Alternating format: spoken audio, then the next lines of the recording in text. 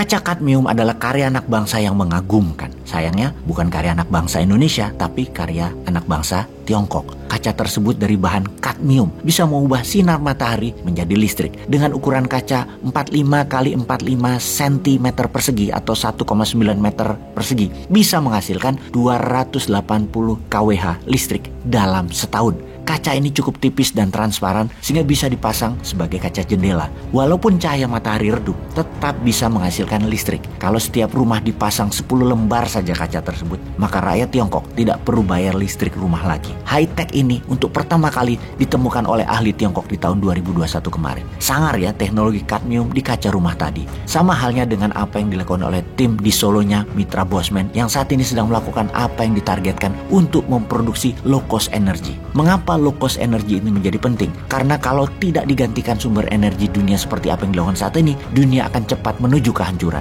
Buktinya, rata-rata ada 500 bencana alam dalam setahunnya di dunia sekarang ini, mulai dari angin tornado, hujan berlebihan, banjir, tanah longsor, hingga gempa bumi, tsunami, termasuk virus mematikan. Secara statistik, 500 bencana alam tersebut dalam setahun di seluruh dunia trennya naik setiap tahunnya. Bahkan dalam 30 tahun terakhir, tertinggi dibandingkan 300 tahun sebelum ini yang tercatat dalam sejarah dunia. Penyebab masalah dunia adalah masalah penghasil karbon atau pembakar sumber daya alam, mulai dari minyak bumi, batu bara sebagai sumber energi dunia. Naiknya suhu dunia, naiknya permukaan air laut, banyaknya pergeseran kerak bumi, dan banyaknya letusan gunung vulkanik dan gerakan tektonik terbesar adalah kontribusi karena disedotnya minyak dan dieksplorasinya batu bara yang kemudian dibakar jadi energi. Selain kebakaran hutan untuk tanaman industri, semua pembakaran berbasis fosil oil adalah masalah dunia 150 tahun terakhir ini yang meningkat dengan tajam. Teori konspirasinya kemudian adalah overpopulasi kebanyakan penduduk, kemudian dilakukan depopulisasi pengurangan penduduk dengan diciptakan virus. Walau alam apa benar begitu, namun dunia bagi banyak pendapat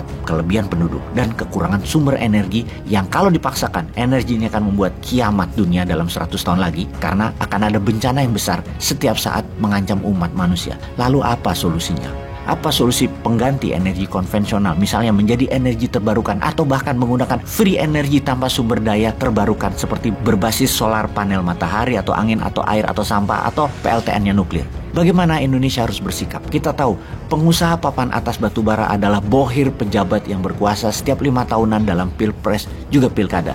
Kepentingan mereka cuma satu, usaha mereka harus selalu dipakai. Walau merusak lingkungan, kan bisa ditutup pakai media bayaran dan bahasa rupiah. Di mana hasil dari dukungan bohir tadi adalah PLN harus tetap pakai batubara selamanya sampai 20 tahun ke depan ketika batubara mereka habis. Efeknya alam mau rusak kayak mau gempa kayak di dunia, nggak urusan. Kan banyak relawan. Itu sadis sekali isi otak mereka tersebut. Seharusnya pemerintah mulai berpikir global. Jadilah pemimpin dunia untuk menyetop produksi karbon penyebab kehancuran lingkungan ini. Namun kita semua tahu masalah lingkungan adalah rapot merah pejabat saat ini. Selain rapot merah lainnya adalah masalah korupsi. Kita tahu pejabat tertinggi mungkin tidak korupsi, namun belum pernah korupsi memanfaatkan jabatan bisa dilakukan semudah seperti periode ini.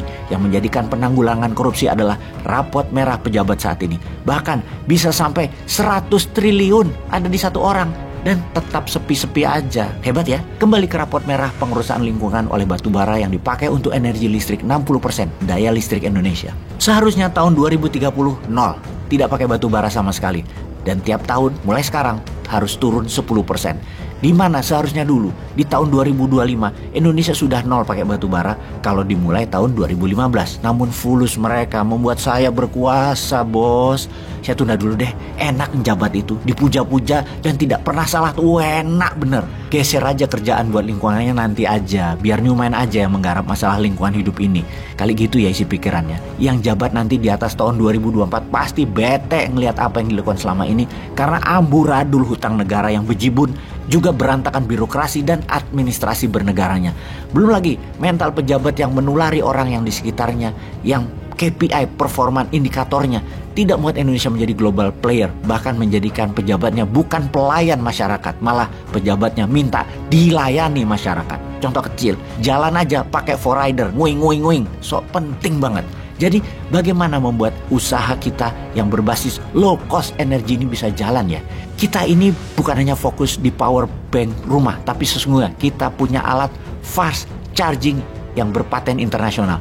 Kunci fast charging yang berbasis putaran magnet neodymium murni dicampur dengan kumparan koper super alloy plus emas menghasilkan lompatan listrik tinggi, menjadikan satu-satunya charger baterai tercepat yang kalau mobil Tesla perlu 3 jam ngecharge, pakai fast charging kita hanya 7 menit. Ini game changing. Pertanyaannya, maukah pemerintah membantu kami? Ya dibantu, misalnya ya dibantu dipermudah izin deh, atau dipermudah pendanaan. Dengan printing money boleh kok, kan ada underlying produknya. Pesanan power bank rumah udah banyak. Kalau enggak, gua ke Elon Musk nih.